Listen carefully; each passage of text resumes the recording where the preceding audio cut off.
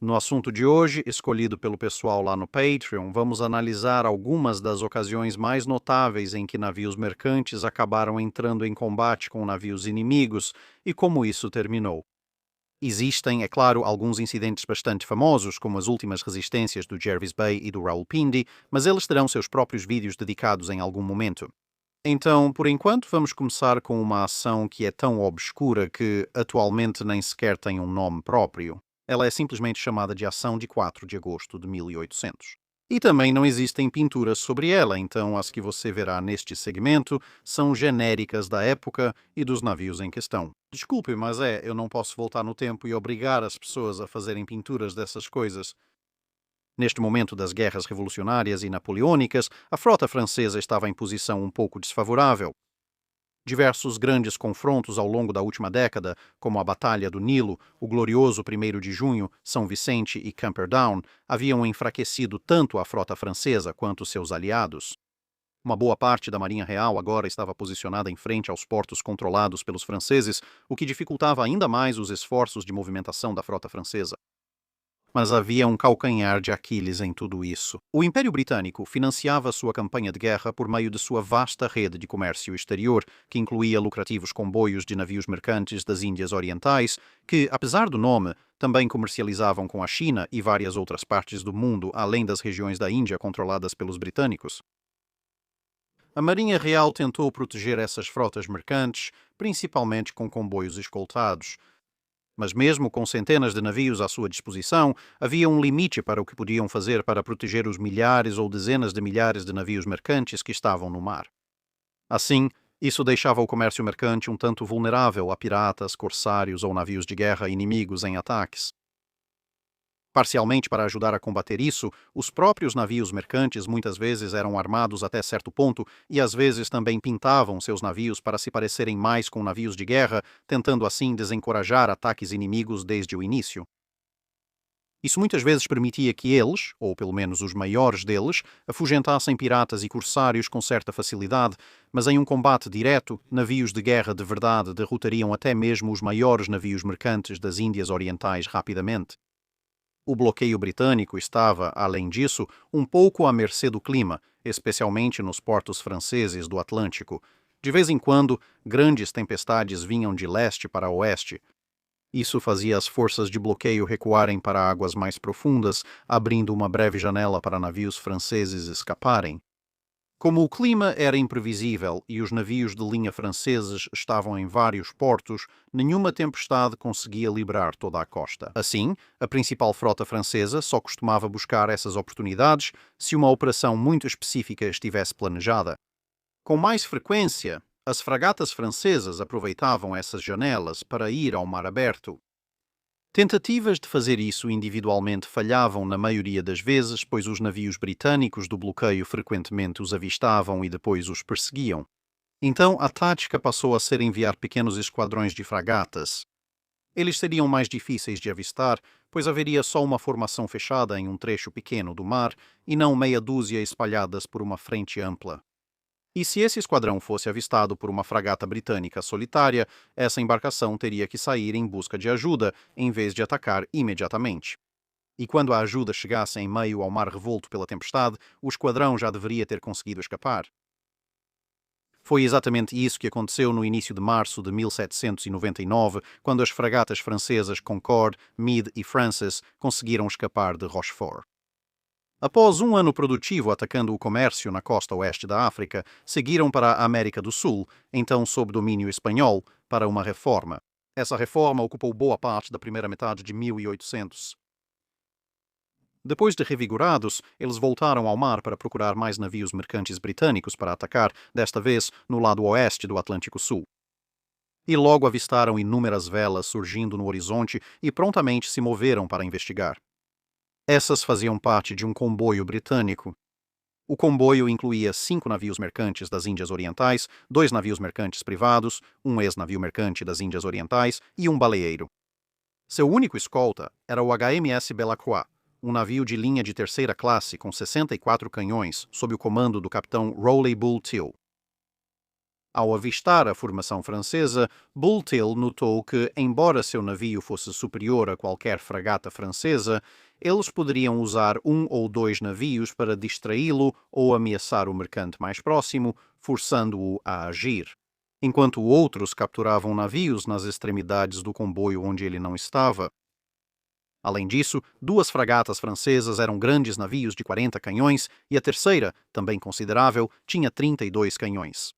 Embora nenhuma delas tivesse canhões tão pesados quanto os canhões de 24 libras do convés inferior dele, juntas, as três poderiam causar danos significativos ao seu navio de linha relativamente pequeno e possivelmente até dominá-lo. Se conseguissem acertar um ou dois tiros de sorte nos mastros ou cordame dele, ele concluiu que a única saída segura era blefar. Ele logo hasteou bandeiras, ordenando que seus navios formassem uma linha de batalha, atitude incomum para mercadores. O comodoro Landolph, a bordo do Concorde, viu essas manobras e examinou cuidadosamente sua possível presa através de um telescópio. O que ele viu foi uma formação de grandes navios com fileiras duplas de portas de canhão, todos alinhados e virando em sua direção.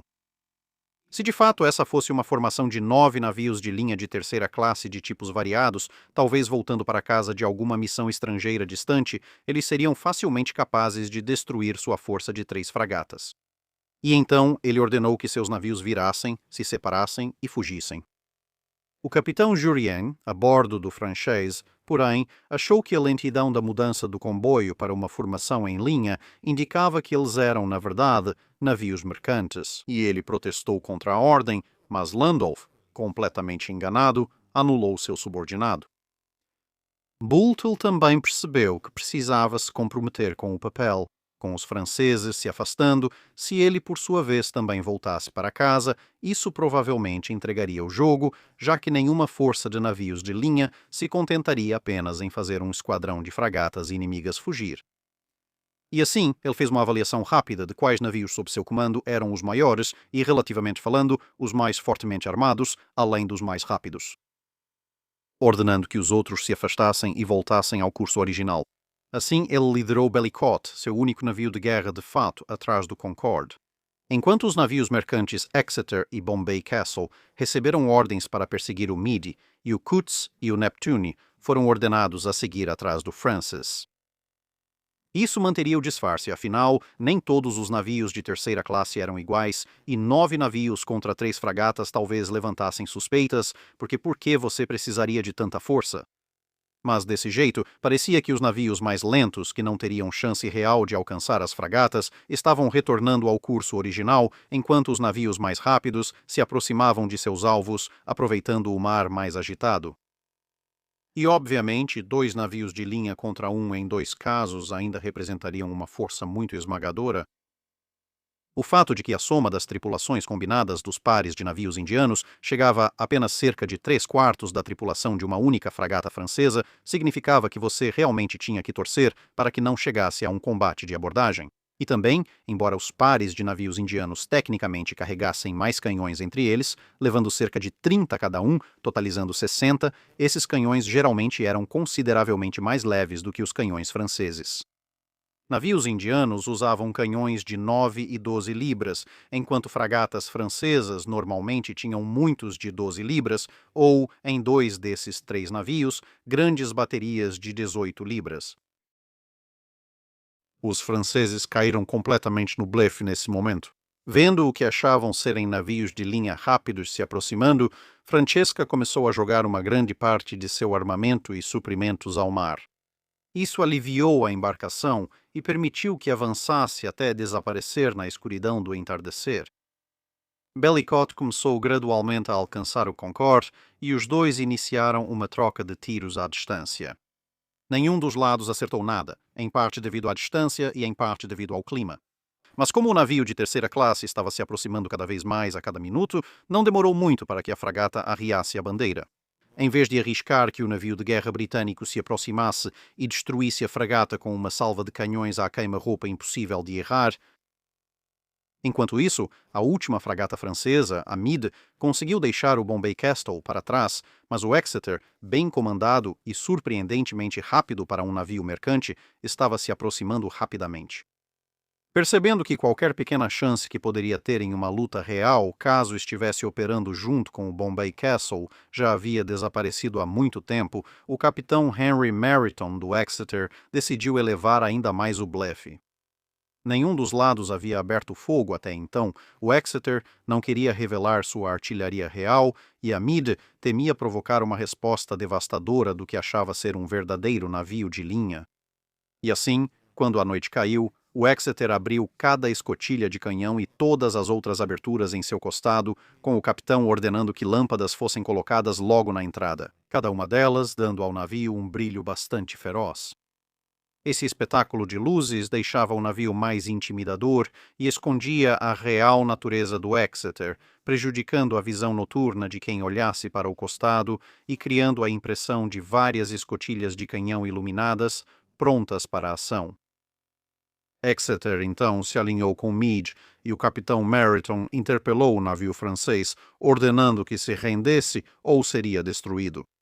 O capitão Calder do Meade concluiu que o capitão britânico claramente queria garantir o maior valor possível em prêmio de captura para si mesmo, já que uma fragata intacta valia muito mais do que uma que parecesse um queijo suíço. Mas ele também claramente fez a exigência depois de colocar seu navio em uma posição onde poderia pulverizar a fragata em muito pouco tempo, se fosse necessário. Assim, vendo-se completamente superado, o capitão Coudart arriou as cores do Meade e foi de bote entregar sua espada. Assim que chegou ao Exeter, percebeu rapidamente, e foi informado, que na verdade havia rendido uma grande fragata francesa a um navio mercante. Mas ele também foi informado rapidamente sobre a velha regra de que não vale voltar atrás e teve o pedido recusado para retornar ao seu navio e realmente tentar lutar. Naturalmente, os capitães envolvidos na captura dos dois navios franceses ganhariam uma boa quantia de dinheiro com o valor obtido com suas presas, e o capitão Meriton do Exeter realmente continuaria lutando contra navios de guerra franceses do convés de um Indiaman mais 2 vezes em sua carreira, expulsando um esquadrão francês ainda maior e mais poderoso em 1804, antes de quase perder uma batalha entre 3 Indiamans sob seu comando e 3 navios de guerra franceses em 1810. Embora ele tenha sobrevivido a esse confronto apesar de ter sido ferido e eventualmente retornaria à vida civil. Avançando da Era da Vela para a Primeira Guerra Mundial, nos deparamos com o encontro entre o Alcantara e o Grave. Pouco antes da Primeira Guerra Mundial, 2 navios foram comissionados, um na Alemanha e outro no Reino Unido. Ambos entraram rapidamente no serviço naval e afundaram alguns anos após o início da guerra. Esses eram, como acabamos de dizer, RMS Alcantara e SS Guben, não Goben, apenas G-U-B-E-N, que depois seria renomeado para Grave quando foi incorporado à Marinha Imperial Alemã como SMS Grave. Mas antes do confronto final entre elas, ambas foram adaptadas para propósitos totalmente opostos. Alcantara era um típico navio transatlântico de porte médio da época, capaz de atingir cerca de 18 nós, com capacidade para pouco mais de 1000 passageiros divididos em 3 classes. Com 570 pés de comprimento, ela era ligeiramente mais longa que a maioria dos couraçados Dreadnought, mas um pouco mais estreita. Ela era um pouco mais curta do que os novos Super Dreadnoughts, mas ainda assim causava uma impressão relativamente imponente. No início de 1915, ela foi convertida em um cruzador mercante armado, equipada principalmente com canhões de 6 polegadas, e assim tornou-se HMS Alcântara, designada para patrulhar as regiões mais ao norte do Mar do Norte, como parte do bloqueio britânico à Alemanha. Por causa da grande superestrutura, nem todos os canhões podiam ser usados numa bordada. Seu disparo lateral teórico era de 3 canhões, pois o armamento ficava no convés de proa e popa, com 2 canhões por lado à frente e um por lado à ré. Ela podia utilizar mais canhões em certos ângulos, mais à proa ou à popa, ou a distâncias maiores. Se os canhões do lado oposto quisessem arriscar disparar por cima das cabeças de seus camaradas, ela talvez até conseguisse utilizar todos os canhões ao mesmo tempo. A Grave, um pouco menor, estava armada com 4 canhões de 5,9 polegadas e um único canhão de 4,1 polegadas, todos em compartimentos ocultos, além de 2 tubos de torpedo, e ela, é claro, foi transformada em um navio mercante armado para ataques. Ela foi ainda disfarçada como um navio mercante norueguês e enviada no início de 1916 para tentar passar despercebida pelo bloqueio britânico, com o objetivo de atacar navios mercantes britânicos no Atlântico, a caminho das regiões africanas controladas pelos alemães, para onde havia sido carregada de suprimentos. No entanto, ela acabou sendo interceptada pelo Alcantara, pois as forças do bloqueio britânico haviam sido alertadas pela inteligência de sinais para ficar atento a navios suspeitos tentando furar o bloqueio. A ação ocorreu como relatado pelo capitão do Alcantara em seu relatório de combate, do qual agora citarei quase literalmente. Terça-feira, 29 de fevereiro, às 9h, eu estava aproximadamente na posição 61 graus 45 minutos norte, 0 graus 58 minutos leste, tendo ordenado ao HMS Andes que se encontrasse comigo em 61 graus 50 minutos norte e 1 grau 0 minutos leste para transferir documentos secretos. O Andes, na verdade, era navio irmão do Alcantara e também um cruzador mercante armado na época. Voltando à narrativa, às 8h55 da manhã, foi relatada fumaça pelo través de bombordo e, quase ao mesmo tempo, foi recebido um sinal do Andes informando inimigo à vista, navegando a nordeste a 15 nós, e também outro sinal descrevendo-a, que eu li como dizendo que ela tinha 2 chaminés. Imediatamente aumentei para a velocidade máxima e naveguei em direção à fumaça. Às 9h10 avistei o Andes com o casco encoberto pelo horizonte ao norte verdadeiro e navegando para nordeste verdadeiro. Às 9h15, estando a cerca de 6.000 jardas do desconhecido, içei MN e disparei 2 tiros de festim. O desconhecido parou e sinalizou: "Estou parado." Ela então içou seu número MG6, que não constava na minha cópia das letras de sinal das embarcações de todos os países conhecidos. A tripulação estava em postos de combate e os canhões apontados para o desconhecido. Por volta desse horário, 9h20 da manhã, foi recebido um sinal do Andes. O inimigo alterou o rumo para sudeste e vi que o Andes também havia mudado para sudeste e aparentemente reduzido a velocidade. Assim, ela estava se aproximando de nós. A cerca de 4.000 jardas do navio, mudei o rumo para bombordo para manter a distância e sinalizei para ele. Então foi possível ver que ela estava hasteando bandeiras norueguesas, tinha bandeiras da Noruega pintadas em seu casco com o nome Reina. Depois, sinalizei para Andes com o holofote, interceptando a embarcação suspeita, o inimigo ainda está à vista?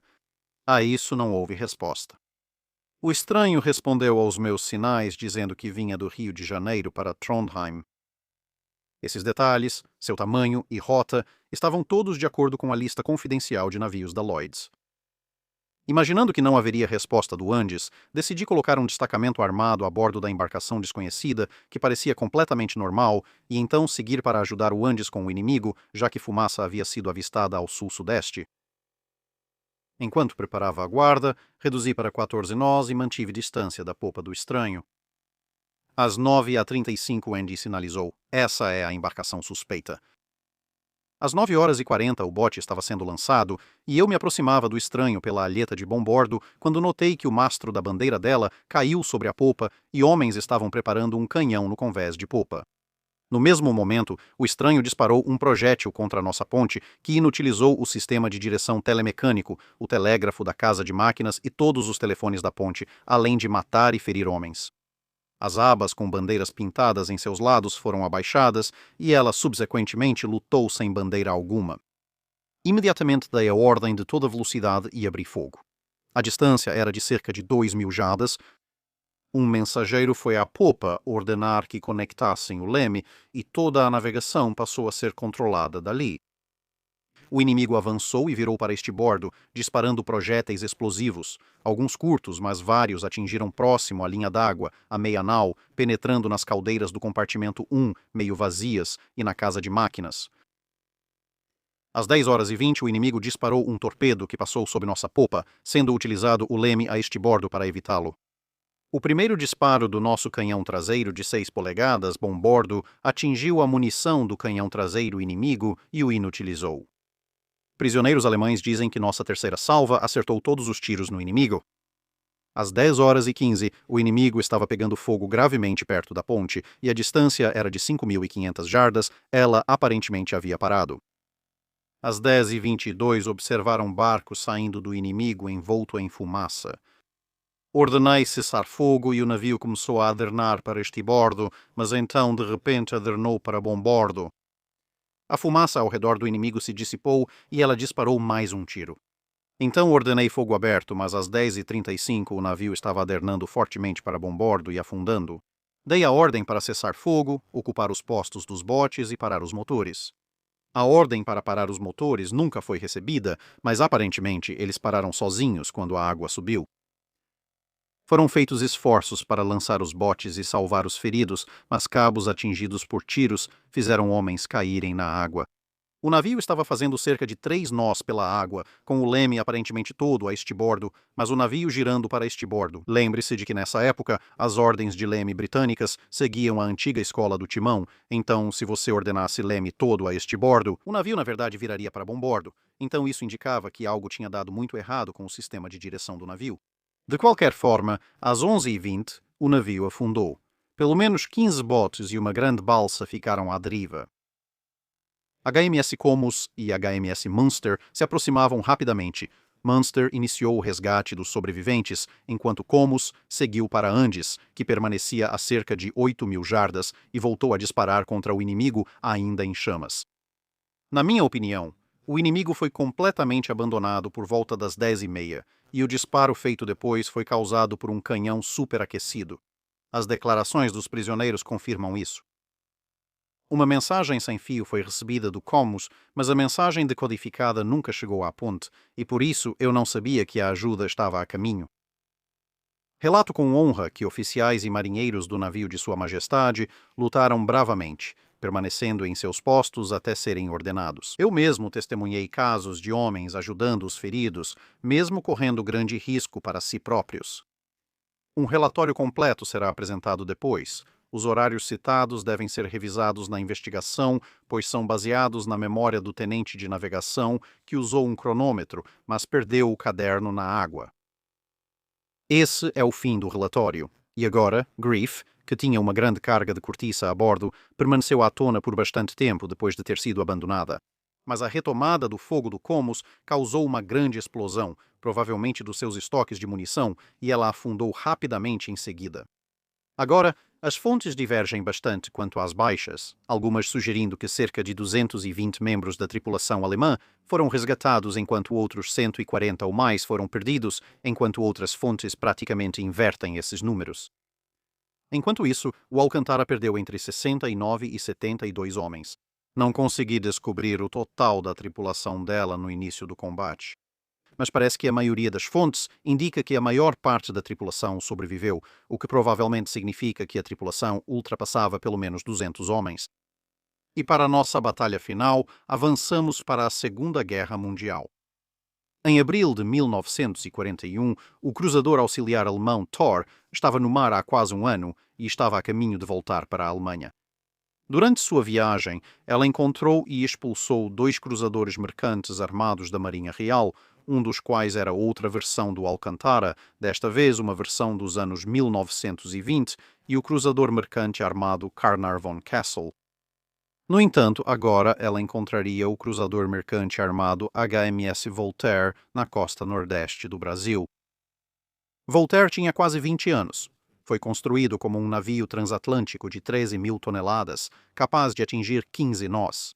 Ela possuía o armamento típico dos cruzadores mercantes britânicos na Segunda Guerra: 8 antigos canhões de 6 polegadas e 2 canhões antiaéreos de 3 polegadas. Com uma tripulação total de cerca de 270 homens.